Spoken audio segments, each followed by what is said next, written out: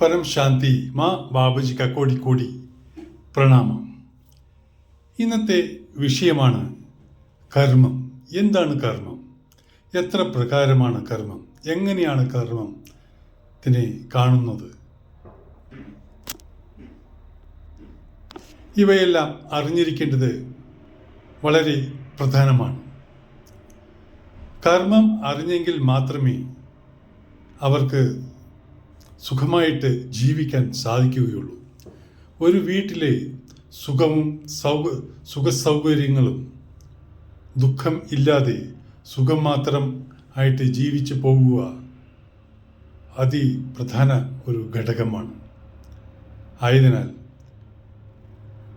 എന്താണ് കർമ്മം എന്ന് മനസ്സിലാക്കിയാൽ മാത്രമേ ആ കുടുംബത്തിന് നിലനിൽപ്പുണ്ടാവുകയുള്ളൂ. സ്നേഹം എന്താണ്, എങ്ങനെയാണ് സ്നേഹം വരുന്നത് എന്ന് അറിയാൻ സാധിക്കുകയുള്ളൂ.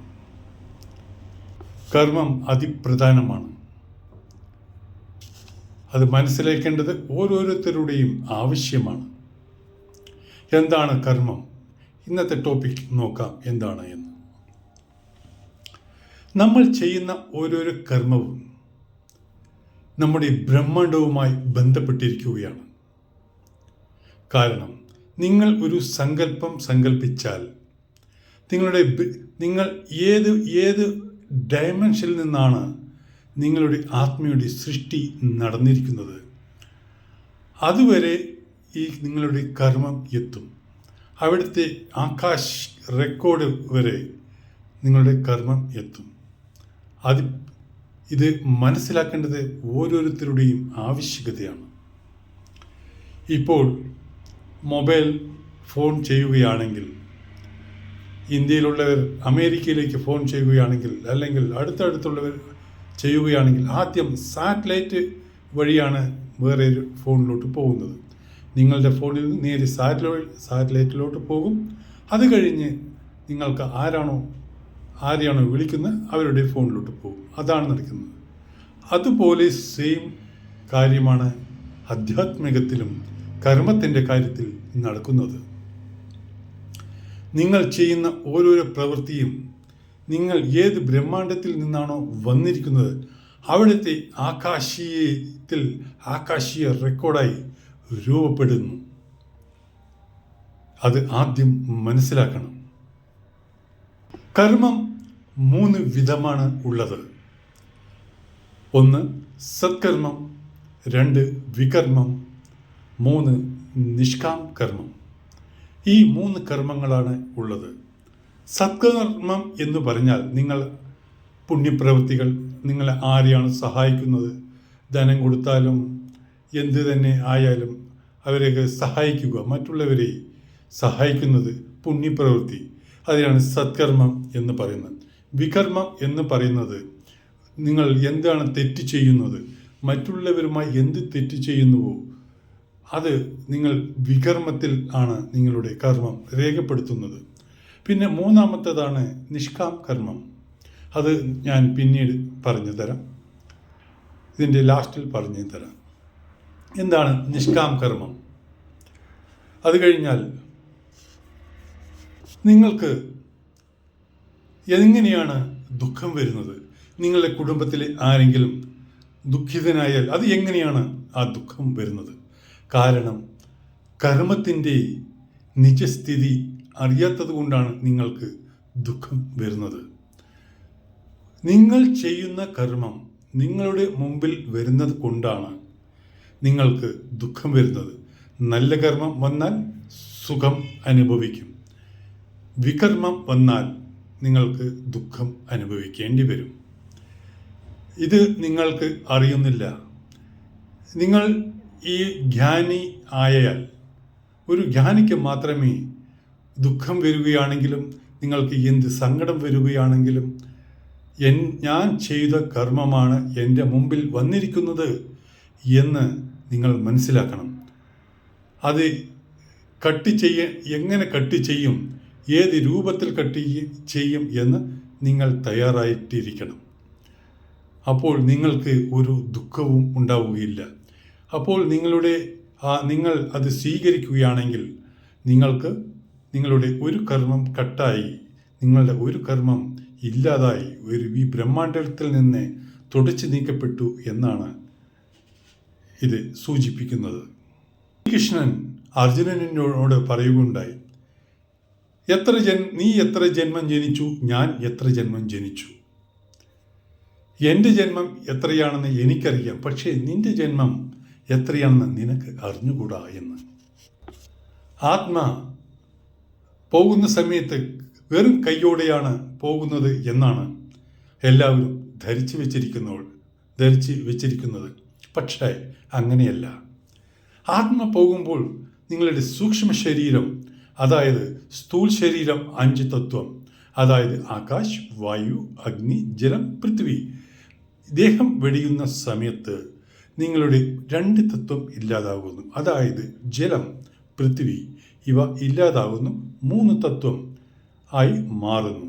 അതാണ് സൂക്ഷ്മ ശരീരം. ഇതിൽ നിങ്ങൾ സൂക്ഷ്മ ശരീരത്തോടു കൂടിയാണ് നിങ്ങൾ യാത്ര ചെയ്യുന്നത്. നിങ്ങൾ പറയും, കാലിയായിട്ട് വന്നു, ഞാൻ കാലിയായിട്ട് പോകുന്നു എന്ന്. അങ്ങനെയല്ല. നിങ്ങൾ പോകുമ്പോൾ അനന്തകോടി ജന്മത്തിലെ സഞ്ചിത് കർമ്മം നിങ്ങളോടൊപ്പം പോകുന്നു. അല്ലാതെ കാലിയായിട്ട് നിങ്ങൾ ഒരിക്കലും പോകുന്നില്ല. ഈ കർമ്മം കൊണ്ടാണ് നിങ്ങളുടെ അടുത്ത ജന്മം തയ്യാറാകുന്നത്. അത് ആദ്യം അറിയണം. ഇങ്ങനെ അറിഞ്ഞ വ്യക്തിക്ക് ഒരിക്കലും ദുഃഖം അനുഭവിക്കുകയില്ല. കാരണം ഞാൻ ചെയ്ത കർമ്മം എൻ്റെ മുമ്പിൽ വന്നു, അത് എനിക്ക് അനുഭവിക്കണം. ആ സമയത്ത് നിങ്ങൾക്ക് ഒരു ദുഃഖവും തന്നെ ഉണ്ടാവുകയില്ല. നിങ്ങൾക്ക് ദുഃഖം ഇല്ലാതിരിക്കണമെങ്കിൽ നിങ്ങൾ നല്ല കർമ്മം ചെയ്യണം. എന്നാലേ നിങ്ങൾക്ക് ഈ ജന്മത്തിൽ നല്ലത് സംഭവിക്കുകയുള്ളൂ. സഞ്ചിത് കർമ്മത്തിലൂടെയാണ് പ്രാരബ്ധ കർമ്മം വരുന്നത്.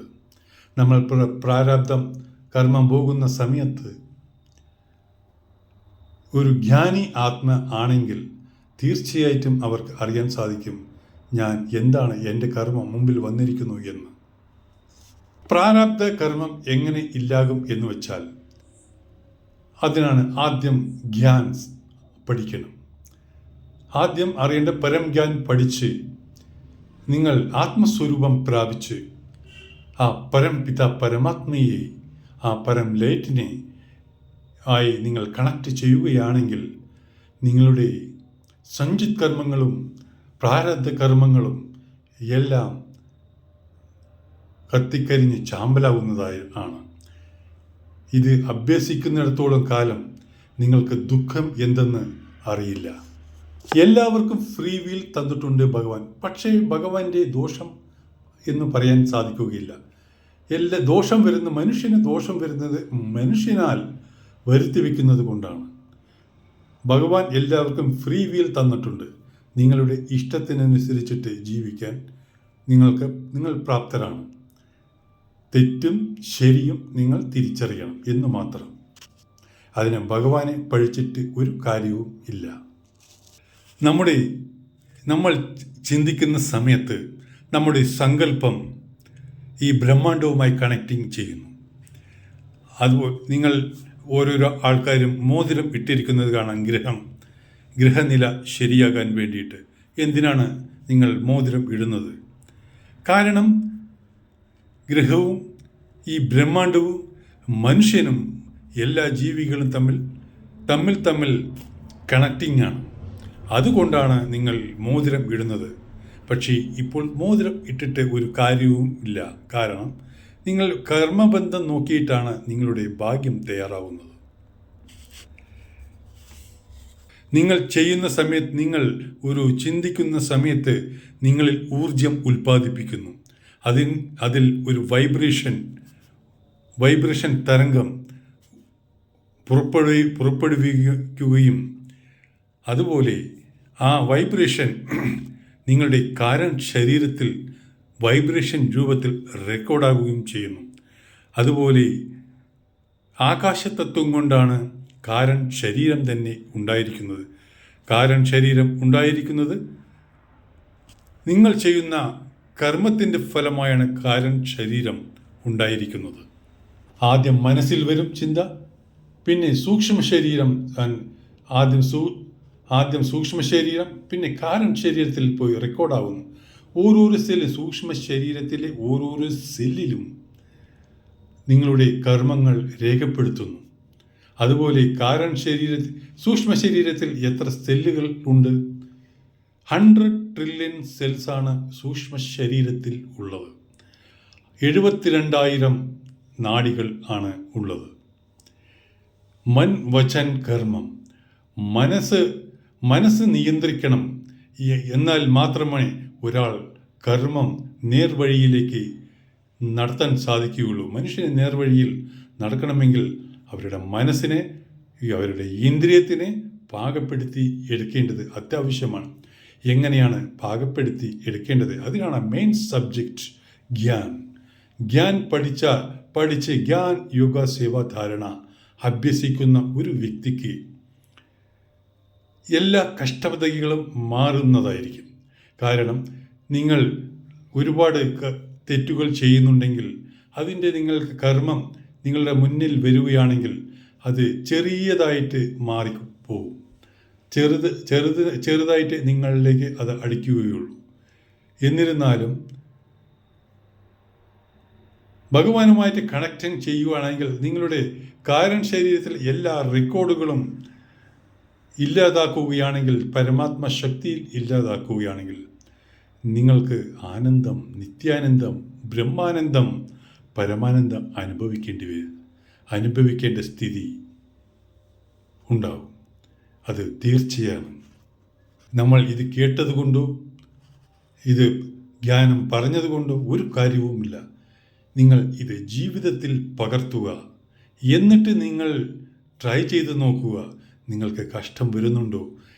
ഈ വിധിപ്രകാരം നിങ്ങൾ ജ്ഞാൻ യോഗ സേവാധാരണ വിധിപ്രകാരം നിങ്ങൾ അഭ്യസിച്ചാൽ നിങ്ങൾ തീർച്ചയായിട്ടും ആ പരമാത്മ എത്ര പ്രകാശവർഷം അകലെയുള്ള ബ്രഹ്മാണ്ടത്തിലെ പരമാത്മ ആയി നിങ്ങൾ കണക്റ്റാകും. അത് തീർച്ചയാണ്. അതിനാലാണ് പറയുന്നത്, ചിന്തിക്കുന്നത് തന്നെ ചിന്തിക്കരുത്, കാണുന്നത് തന്നെ കാണരുത് എന്ന് പറയുന്നത്. നിങ്ങൾ എന്ത് ചിന്തിക്കുന്നു അത് റെക്കോർഡാകുന്നു കാരൺ ശരീരത്തിൽ. അത് വേറെ രോഗങ്ങളായി നിങ്ങളിൽ തന്നെ വന്നു ഭവിക്കുന്നു. അതോടുകൂടി നിങ്ങൾ ബ്രഹ്മാണ്ടവുമായി കണക്റ്റിംഗ് ആവുകയും ബ്രഹ്മാണ്ടത്തിലെ ഓരോ ഊർജവും വൈബ്രേഷൻ രൂപത്തിൽ ആ ബ്രഹ്മാണ്ടത്തിനെ ചുറ്റപ്പെടുത്തും. അതുവഴി പല ആപത്തുകൾ ഈ ബ്രഹ്മാണ്ടത്തിൽ നടക്കുന്നുണ്ട്. അതിനെപ്പറ്റിയിട്ടൊന്നും ഇപ്പം പറയുന്നില്ല. കർമ്മത്തിനെ പറ്റി നമ്മൾക്ക് നോക്കാം. ദുഷ്ട ആത്മാക്കൾ ആണെങ്കിൽ ഭക്ഷണം കഴിക്കുക, കിടന്നുറങ്ങുക, ഒരു പണിയും ചെയ്യാതെ തിന്നുക, കിടക്കുക, കിടന്നുറങ്ങുക, അങ്ങനെയുള്ള പാർട്ടികൾ അവരുടെ വായുമണ്ഡലം ഭാരമുള്ളതായിത്തീരുന്നു. കാരണം ദേഹം വെടിയുന്ന സമയത്ത് അവർ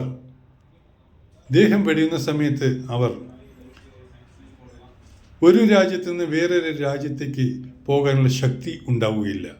200 കിലോമീറ്ററിന് താഴെ മാത്രമേ ആ ശക്തികൾ ഉയരാൻ സാധിക്കുകയുള്ളൂ. കാരണം അവിടെ വായുതത്വം ഭാരമുള്ളതാണ്. അതുകൊണ്ടാണ്. കാരണം ദുഷ്കർമ്മങ്ങളാണ് ആ പാർട്ടികൾ ചെയ്തിരിക്കുന്നത്. നമ്മുടെ സ്ഥൂൽ ജഗത്തിനേക്കാളും കൂടുതൽ വലുതാണ് സൂക്ഷ്മ ജഗത്ത്.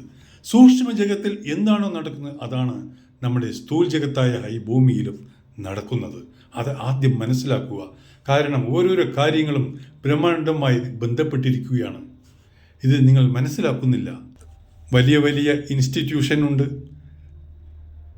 ആത്മജാഗ്രത ചെയ്യാൻ.